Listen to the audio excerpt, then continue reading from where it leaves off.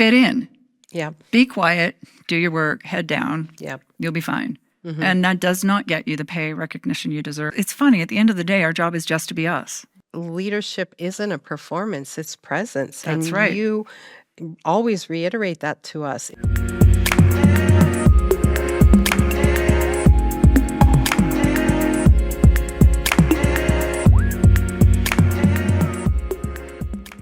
Why is your story so important, and how does it impact all those women in the STEM field? You know what? My story is really important because, as you know, Kelly, I was a very well established, successful woman who had a lot of recognition. But deep inside of me, I knew I had a story to tell. And I had worked with other mentors to get my story out there. And somatically, because of the bullying that happened as a child, I just wasn't able to get it out. I was worried about judgment. What will people think if I tell my story? Mm-hmm. And as you identified with me, I had such an armor around me. I'm like, I need to be safe. I can't fully show who I am, and I can't fully use my voice, even though everybody thought that I was very visible in the world. Mm-hmm. Yeah. Wow. That's so. Who relates to that, right? And so this is why it's so powerful that you're doing what you're doing and showing up as you're showing up and showing us a new way. Yeah. Yeah. No, absolutely. Brilliant. What are you excited about for the future for your program as you're stepping into, and acknowledging that you've been doing this for a while? When you came into our work, you were already delivering, the art of women thriving in STEM. So maybe two questions: what changed for you as you came through our work, and what are you excited about now going back out with your new version? Yeah, and you know what? Through the program, like I have so much more confidence to visibly show up as myself. I did this, and then it gave me also the confidence to go to the TEDx stage. Right. And without this program, I wouldn't have somatically been able to. And I within a year I applied and I did it. And really what I'm excited about is really helping, such a male dominated field, bringing that femininity, bringing that art, allowing women to be themselves, dress how they want, be who they are, use their voice. And with me going on the stage twice, like I can use my voice. I can tell any story. I don't worry about the judgment anymore. And I want women to do the same. Beautiful. Yeah. I mean, just an incredible example. Yeah. And, I just think about, of course, I'm proud of it, but the power of storytelling. Yeah. The power of your story. Because I Yep. know when you were in just this last August on stage at TED in San Diego, Mm-hmm. that, most people don't share their story. And Pam did. And there was an upwelling Yeah. of people who were not only answering online, but coming to see you about the beautiful humanity you brought. Yeah, they did. They really liked it. And they said, you were so authentic. You were so real. And women are like, I just want to be like you inspire us. They said I was their spirit animal, And it was just like, it was so cute. Two women from the Middle East are like, we want to be bold like you. You're a spirit animal. And they were showing me the gold on their garment. And they just, yeah. And so it's really giving people the freedom to be themselves and to inspire them.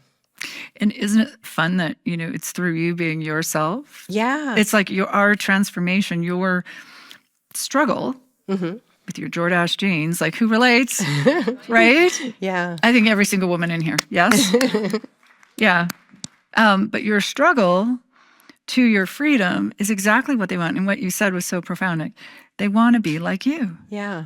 Yeah. And so what if all our job is, right? It's funny. At the end of the day, our job is just to be us. Yeah. Yeah. Yeah. And you know what? And the other thing that I really learned, because I'm such a high achiever and going on the stage, I always worried about performance, and I had to let all of that go. And then, what I mentioned in my TED Talk, leadership isn't a performance, it's presence. That's And right. you always reiterate that to us. It's Yeah. your presence. Yeah. And it's not so much the words, it's the presence. Right. When the women can see your confidence Right. and they can see that, you're bold and Yeah. free, then it inspires them as well. Right. Right. Your presence opens the room. Yeah. Your presence creates the field that allows others to come in. And it's so amazing that that's what you're doing out there in the world. And now you're going out to market with, and I know that, is there anything you'd like to share about taking on your program from this new direct experience approach at the Institute? Yeah. You know what? As you said, I've been doing my program for a while, but I feel like for me, bringing even more presence, allowing people to become their own authentic self, Mm-hmm. and to really, have more confidence to take bigger risks. And with my program, I have women that are they're very analytical brain. Yes. They're also want to be have everything under control.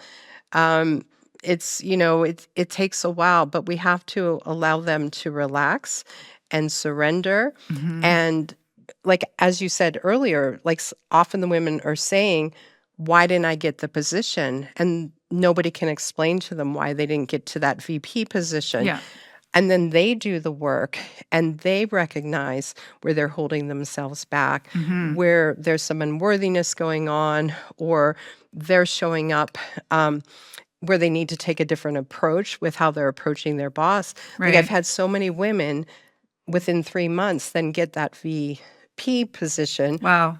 Yeah, or leave that toxic work environment where they were so afraid to leave, and they just said it's like this everywhere. Yeah. They didn't want to leave, but then they had the courage and they got a much better position, and now they're in a culture which is so good, and that's what I love seeing, and it spills into everything.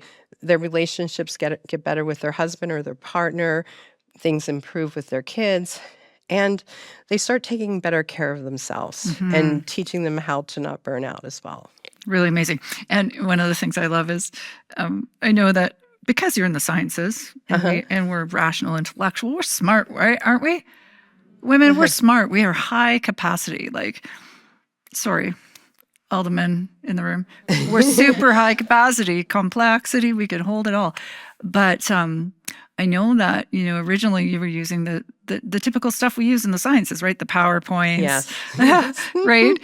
And letting go of that was a big deal for you. But how do you feel with the freedom now of taking people through that experience versus giving them all that content? What? At first I fought it and I was like, oh, why is Kelly doing this to me, making me memorize? It's too much pressure. Da, da, da. But then the first time I didn't use the PowerPoint, so many people came up to me and said, this was so refreshing. It was so non-corporate. You were present with us the whole time. Right.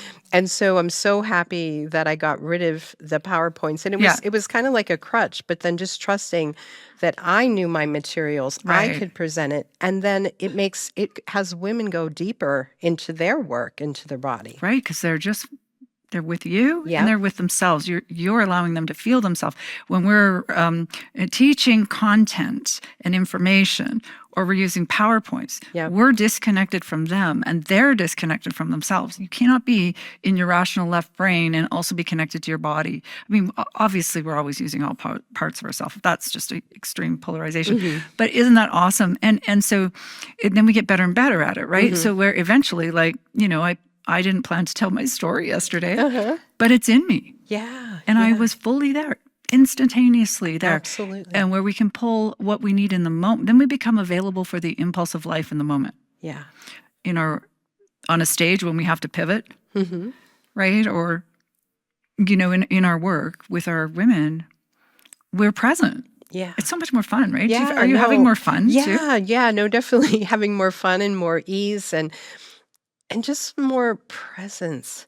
It's just allowing like whatever's happening in the moment Yeah. to be present with that and not worrying, and also delegating more. Like I've learned how to delegate more and be more open to Yeah. relationships, because there was still a part of me that was a bit in isolation and not fully letting people know who I was. Not including yourself.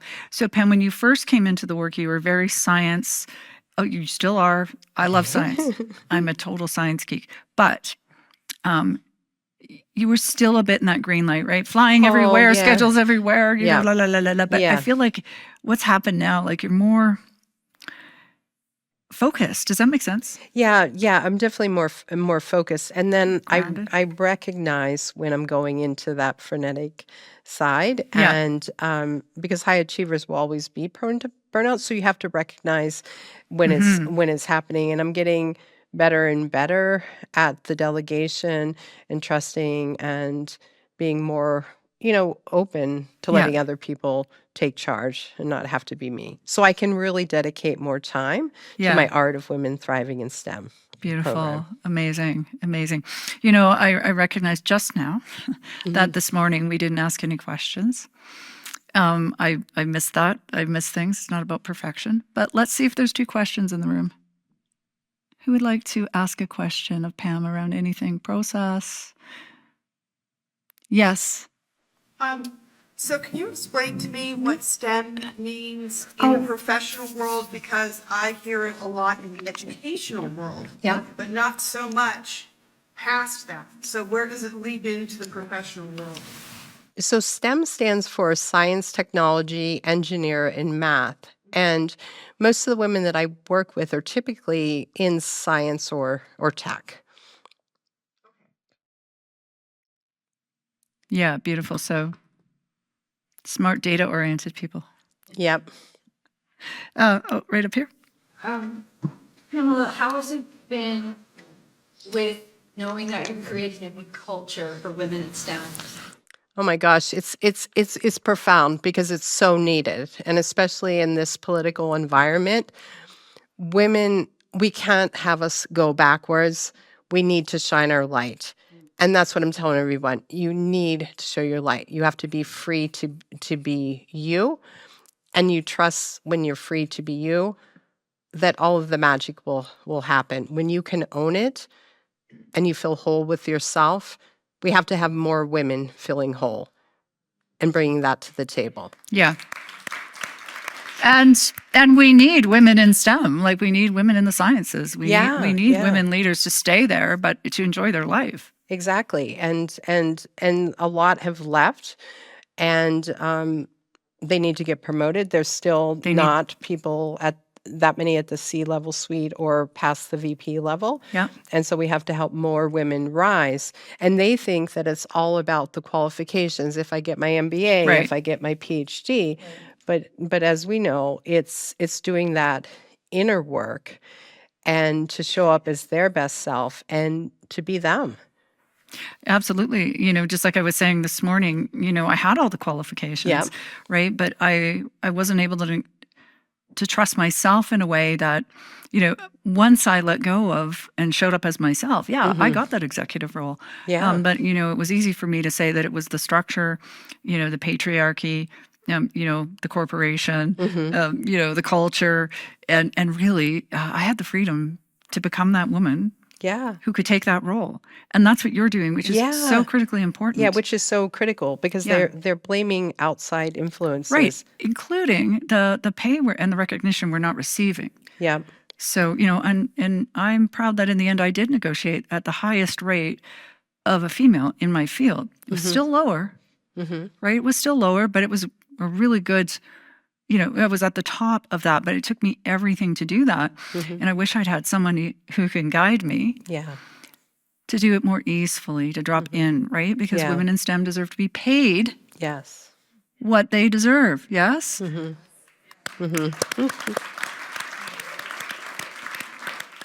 There's brilliant women in just kind of hiding, right? And you say in your work, the myth, the STEM myth, Yeah. that if we just, right, the biggest myth is just fit in, Yeah. be quiet, do your work, head down, Yeah. you'll be fine. And that does not get you the pay recognition you deserve. It doesn't get No. you the joyful life.